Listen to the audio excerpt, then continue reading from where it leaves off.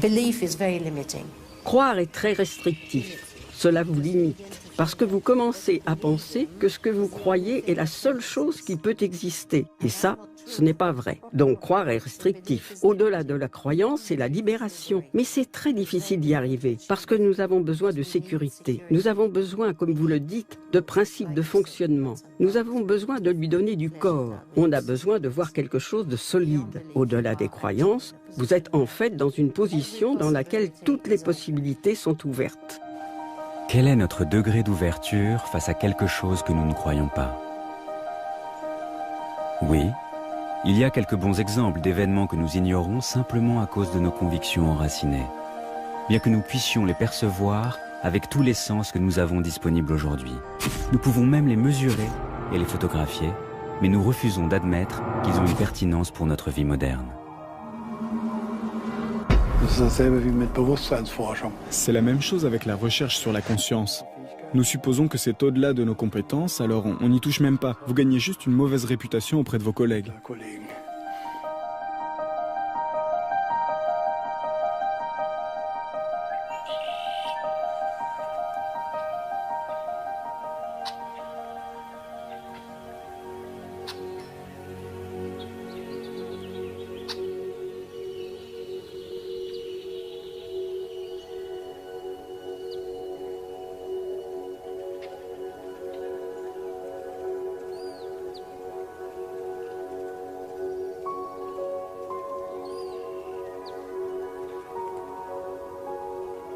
Après beaucoup de discussions comme celle-ci, je suis arrivé à la conclusion que ce que nous appelons maintenant paranormal est probablement juste la partie visible de l'iceberg, extrait et messager d'un autre monde que nous ne pouvons pas encore percevoir ou comprendre le moins du monde.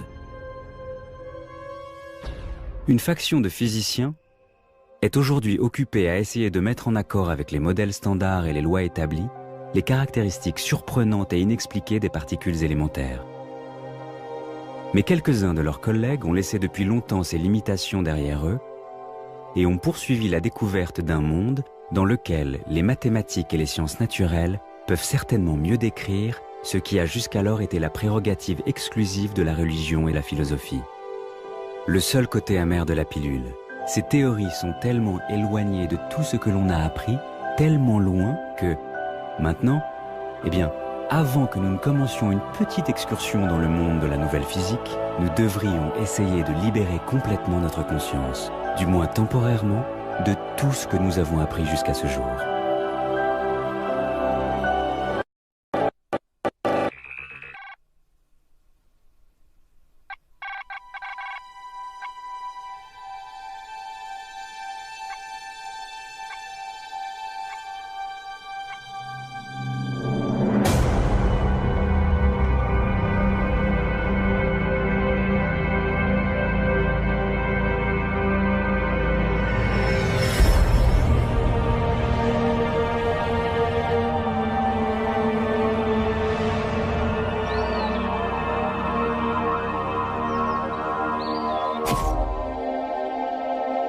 À la fin du siècle dernier, quelqu'un a découvert une façon d'obtenir une compréhension scientifique de l'éternité. Le physicien Burkhard Heim a développé une théorie qui rend possible l'observation holistique du monde avec tous les processus matériels et immatériels.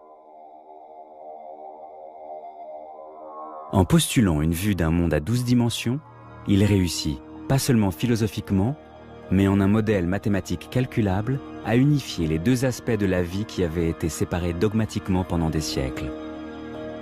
Matière et esprit.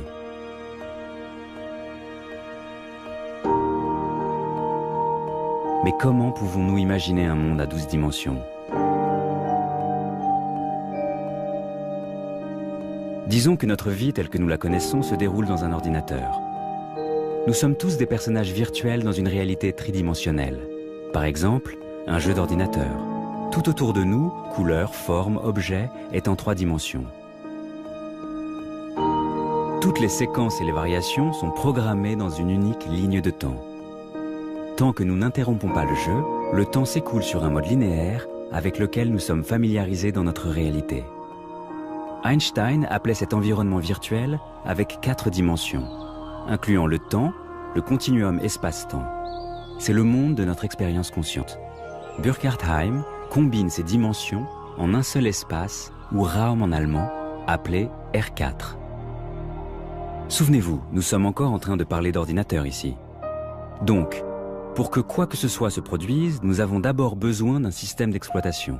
Le prérequis pour exécuter n'importe quel programme. Dans le modèle de Heim, l'équivalent du système d'exploitation serait ce qu'il appelle un espace structuré.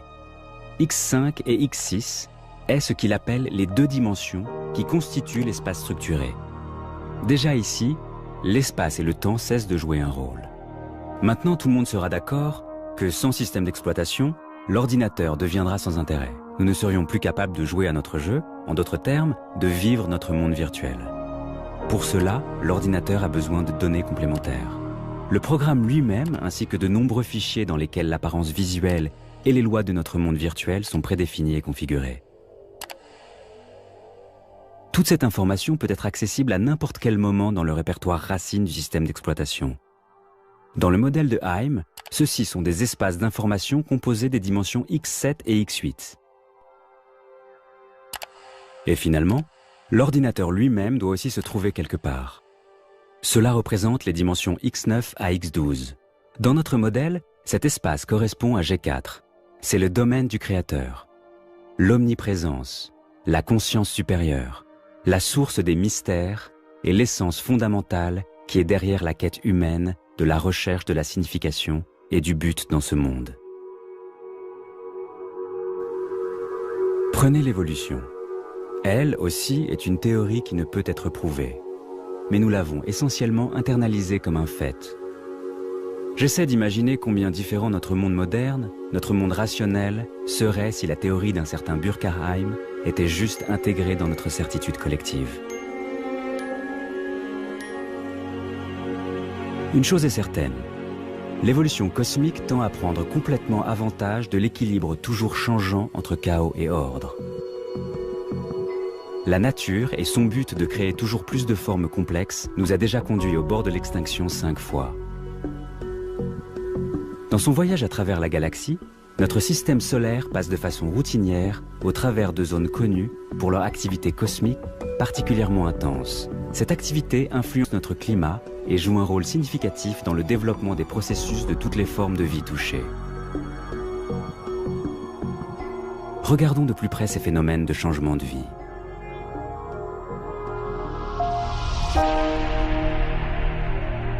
L'état des connaissances dans la prédiction des tremblements de terre a récemment permis d'identifier des ondes gravitationnelles et des rayons gamma provenant de notre Soleil et du centre de notre galaxie, qui semblent avoir une corrélation directe avec les récentes activités sismiques globales. Des preuves évidentes indiquent que leur origine serait la région connue comme étant Sagittarius A, et les dernières découvertes en radioastronomie révèlent l'existence d'un trou noir supermassif en son centre, avec une masse égale à 4 millions de fois notre Soleil. Mais la cause de nos actuels courants cosmiques extrêmes paraît être un gigantesque nuage de plasma se déplaçant dans la direction de Sagittarius A. Depuis 2004, ce nuage de plasma a pratiquement doublé sa vitesse d'approche. La gravitation du trou noir a également augmenté et se transforme en une forme allongée.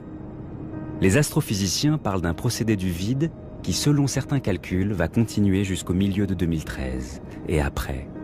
Finalement, la force gravitationnelle toujours en augmentation du trou noir va dévorer le nuage de plasma et à ce moment-là, juste avant que les dernières résurgences soient happées, ils atteindront une température tellement élevée que les astrophysiciens s'attendent à une éruption au niveau de Sagittarius A qui enverra une onde massive de rayons cosmiques déferlant dans notre direction. Avec les ondes gravitationnelles, nous pouvons nous attendre à des rayons X, des rayons gamma très fortement chargés et à des ondes radio qui rentreront en collision avec la Terre, en causant potentiellement des effets énergétiques imprévus. Les ondes radio en particulier ont un effet sur les systèmes biologiques qui est souvent sous-estimé. Notre ADN humain a une fréquence de résonance de 150 MHz. Dans cette zone de fréquence, même le moindre champ de force est suffisant pour produire des effets biophysiques. Ils peuvent produire des changements d'humeur, et il déclenche des états de conscience modifiés. Des mesures de référence ont montré que l'onde de haute fréquence de 150 MHz active en particulier la production de nos propres substances psychoactives. Une glande en particulier dans le cerveau, la glande pinéale, est un des plus puissants producteurs d'une telle substance dans le corps humain.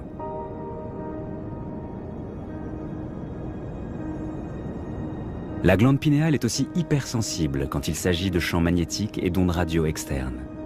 Elle pourrait par exemple agir comme un excellent transmetteur et récepteur des signaux cosmiques.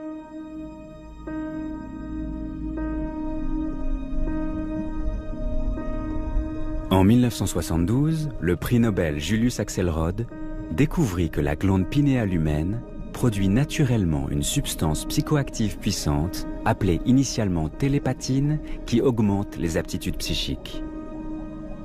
La diméthyltryptamine, ou DMT. Certains l'appellent la molécule spirituelle. Une des choses intéressantes à propos de la DMT, c'est qu'elle est transportée activement dans le cerveau à travers la barrière hémato-encéphalique. C'est comme si le cerveau avait besoin de DMT pour fonctionner normalement, ce qui est une idée étrange. La DMT semble être comme un bloc de construction pour notre perception de la réalité de tous les jours. C'est la réalité de tous les jours, ça n'est pas juste un futur apocalyptique.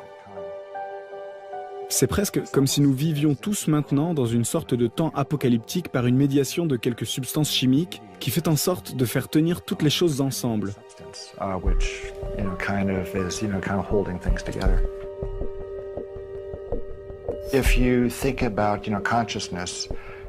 Si l'on pense que la conscience opère dans le cerveau, et si on considère le cerveau comme l'organe de la conscience, je commence à réfléchir à cette perspective. La DMT changeant la chimie du cerveau, la capacité de la conscience à expérimenter d'autres niveaux de réalité pourrait alors se produire.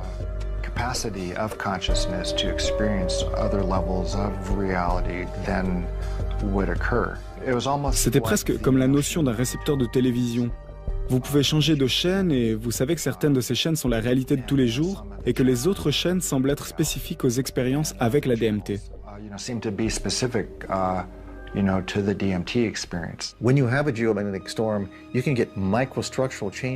Quand il y a un orage géomagnétique, on peut avoir des changements microstructurels à l'intérieur du tissu cérébral. Maintenant, si on change la structure, on change la fonction, ce qui signifie que l'espèce entière, en fait, toute chose vivante sur cette planète peut être modifiée.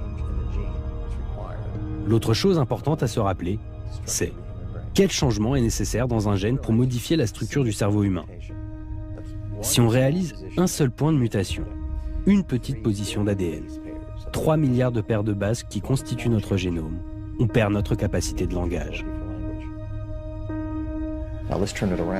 Maintenant, inversons tout ça. Supposons que le fameux événement, quel qu'il ait été, ce moment où toutes les cultures ont commencé à utiliser le langage, plus ou moins en même temps en raison d'un point de mutation qui s'est propagé à notre espèce entière, qu'est-ce qui a pu le provoquer? Ça devait être quelque chose qui nous unissait tous, quelque chose à laquelle chaque humain était exposé. C'est le champ magnétique terrestre.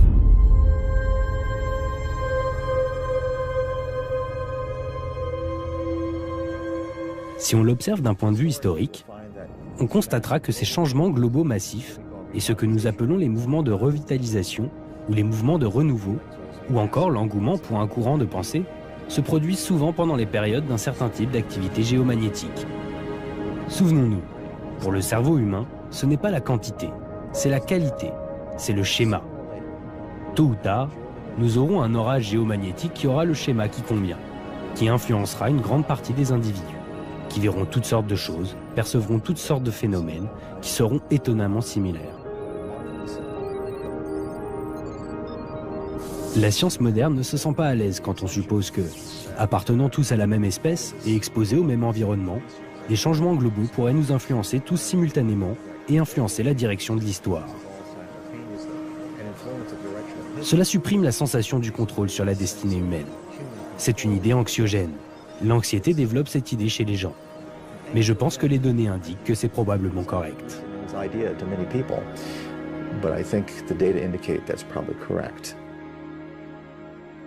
Donc, il est alors concevable qu'une élévation de notre conscience déclenchée par cette espèce de grand événement céleste puisse nous fournir une connaissance directe de l'état hyper réel de l'existence. Héraclite affirme qu'il y a 3 états d'être. Les hommes n'en ont conscience que de 2, l'état endormi et l'état éveillé. L'état de pleine conscience reste cependant toujours illusoire.